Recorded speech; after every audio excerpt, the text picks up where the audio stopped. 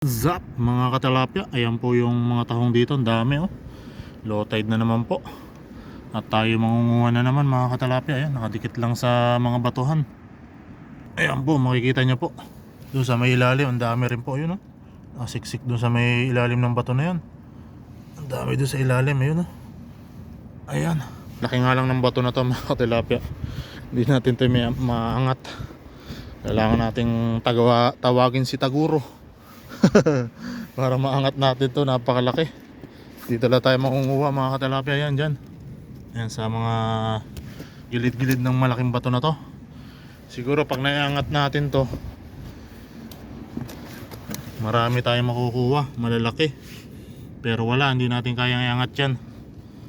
Ayan, kontakin muna natin si Taguro. Ayan, napakadaming tahong mga tilapia. Ayan, low tide na low tide po mga tilapia. Tingnan nyo po oh. Sobrang low tide po. At wala po ngayong nangunguha ng halaan mga tilapia. Monday kasi ngayon, kaya walang kasinong tao. Ayan, ang dami ditong mga alimasag oh. Yung alimasag na mabilis tumakbo, dami dyan. Ayan yung mga tahong mga katalapya. Ayan oh. Ayan, ayan oh. Kunin natin yan mamaya mga katalapya. Ayan, dami. Ayan. Ayan, dami dito oh.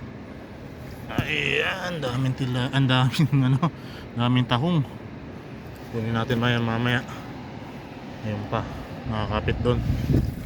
At dito, marami din dito mga katalapya. Ayan, kunin natin yan mamaya. Dito, ang dami rin oh. Ayan, dami dito. Ayan, maraming salamat po. Please follow, like, and share ng video na to. Maraming salamat po. God bless po, mabuhay po tayong lahat.